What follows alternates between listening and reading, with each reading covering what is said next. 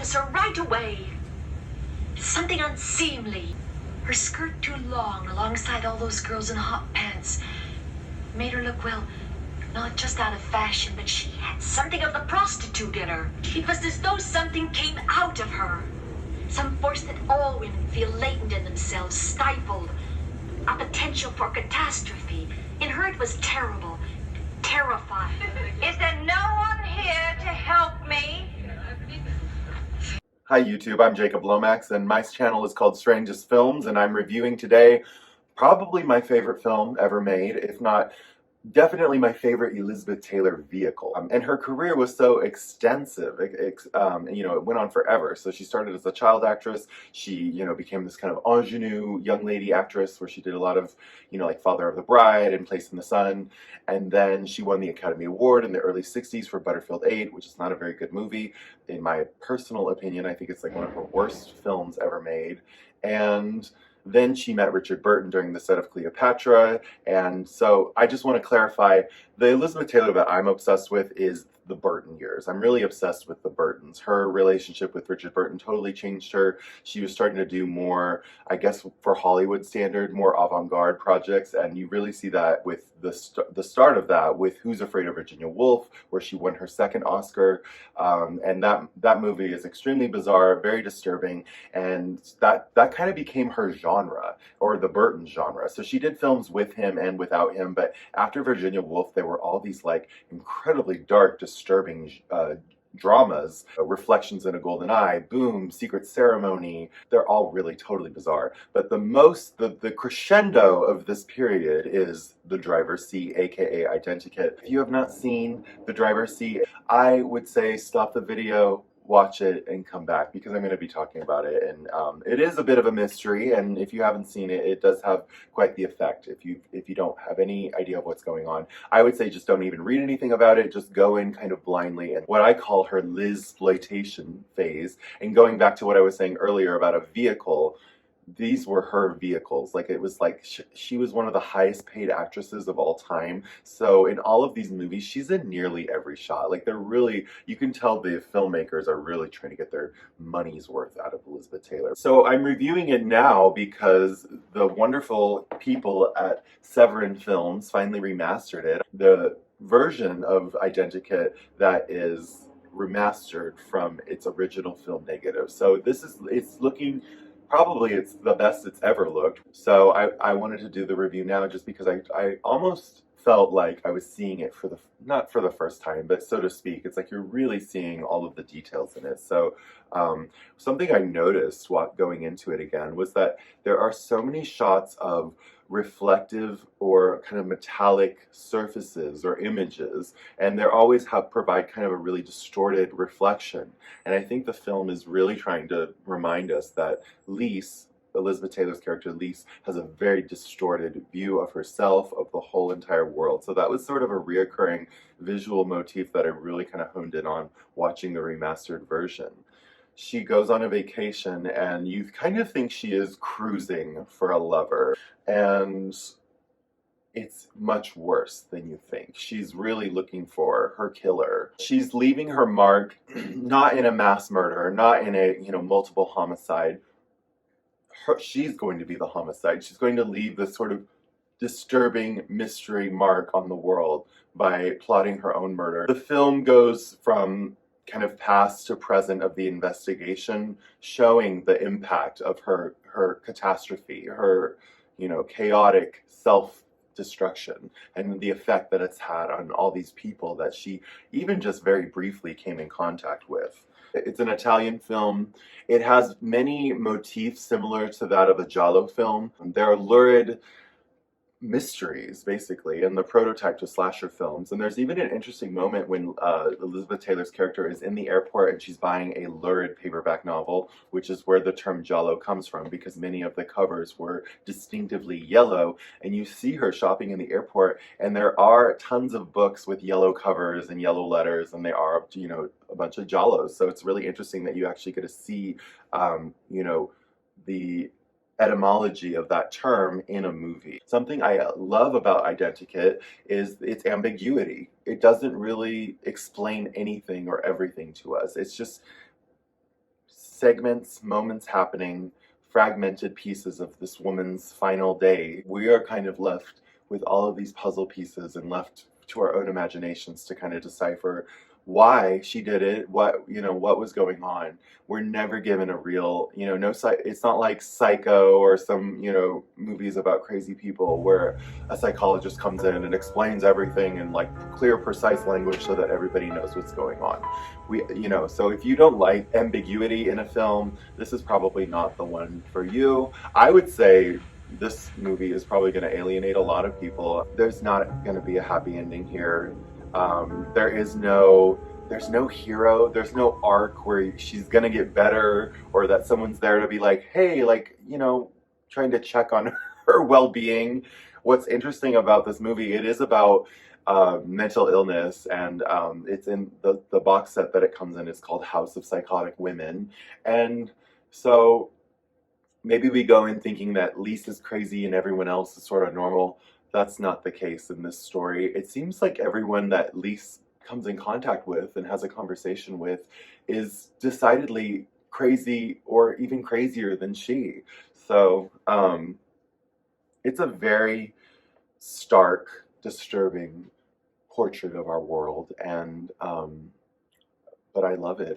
I love that it doesn't sugarcoat anything. I don't think there's any other movie quite like The Driver's Seat. I think there's a very loving, voyeuristic eye of the camera to a lot of the men in this movie.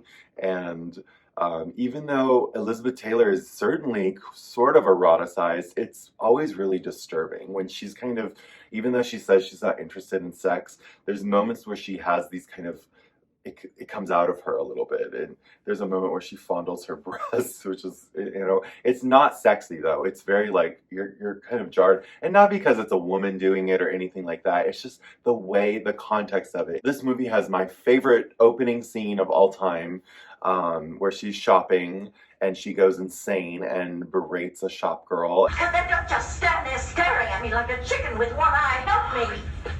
Pure colors. In the natural state. It was my dress. Don't worry, dear. You will have your dress.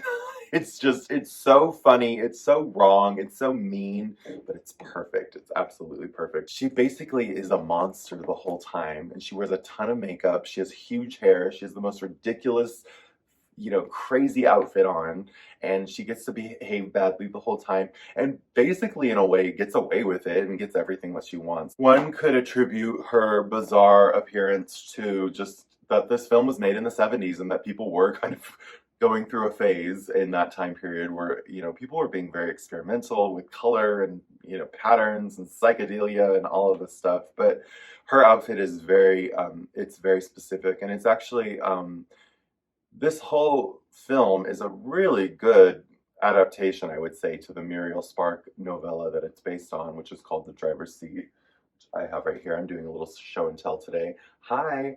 Very close adaptation to the book. Bette Davis was supposed to play Mrs. Friedka, the old lady that she goes shopping with. And Bette Davis would have done it if they had had a screenplay, but I guess they were filming based on the novel. Very accurate to the book, and why I'm saying that is because the dress that she describes in the book that Lise picks out, that is her dress, she says, is exactly as it's described in the novel. So it's not, I think when I first saw it, I thought, was she wearing that? I don't think I really got it all at first, but she's wearing these clothes because she's a peacock. She is really trying to make everyone and everything notice her, and it's because she's looking for that psychotic man that's going to murder her. It's weird that she's cruising for a killer. It's like, I guess what I always think is, how do you tell if somebody's a killer?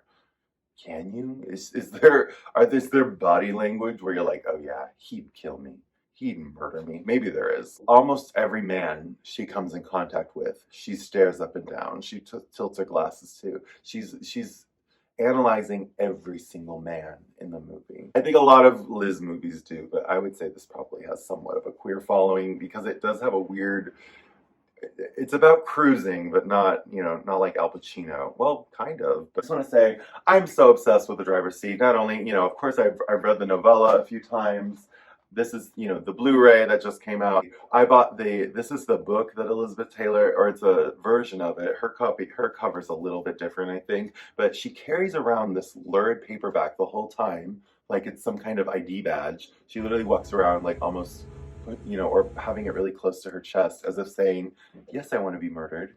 Yes, murder is for me. Hi. But anyway, I bought a version of this book, The Walter Syndrome, which is about the Boston, it's a fictionalization of the Boston Strangler, who was a killer that literally, you know, could only have an orgasm when he was like, breaking someone's neck. Such a lurid, fabulous cover. But yes, she walks around very strict, serious about it.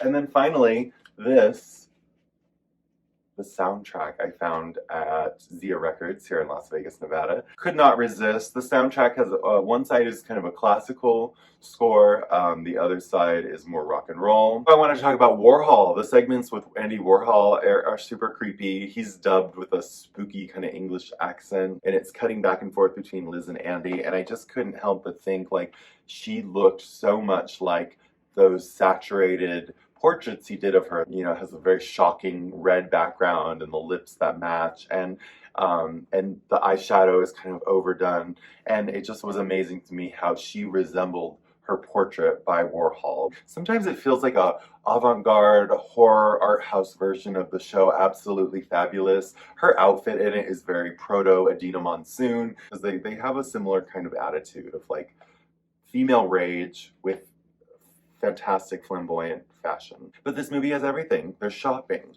there's psychotic overreactions, there's terrorist attacks, there's shoplifting, there's that sexy Italian guy from Caligula, there's carjacking. It's based on a story by an acclaimed female author. There's makeups, there's diets, there's orgasm. Well, you're mistaken. When I diet. And when I orgasm. I don't believe in mixing the two cultures. I wonder why it's kind of been so unseen. Is it just too weird? Is it just too alienating and horrible? I think this movie was very much unseen for a long time. I wonder if Liz regretted it. Another interesting thing about The Driver's Seat is that she started filming it like the day after she got her first divorce from Richard Burton. So one can imagine the kind of seething, the rage that you see in the performance has a lot to do with her divorce. This movie is too ferocious, too fierce, too everything to ever be forgotten. I think if you see this movie, you will never forget it. And it is so unique. Again, it is unlike any film that I have ever seen in my entire life. You know, Elizabeth Taylor, not only was she a great actress, she did insane movies, she was a philanthropist and an activist, and one of the, you know, mainstream people in America that was actually talking about HIV/AIDS, the epidemic in the 80s, and actually talking about gay rights when, you know, Reagan and Bush wouldn't even say the word AIDS, you know, at all, or even acknowledge that that was going on. So she not only was a good actress, she was an important person and a person with wealth who was trying to use it to help our world instead of suckle it dry. Anyway, I'm Jacob Lomax. As you see, I'm decorating for Halloween, Halloween 3, Season of the Witch. That's really Halloween Ends, Halloween Kills, Halloween 1, 2, whatever. Halloween 3, Season of the Witch. That's the real Halloween tea that you gotta be spilling, mama, this year. All right, I think I'm losing my voice, so I'm gonna say, I'm gonna bid adieu to you, but thank you for watching Strangest Films. Don't forget to like and subscribe, as they say, if you haven't already. Love you guys. In the natural state, it was my dress. Don't put it here. You will have your dress.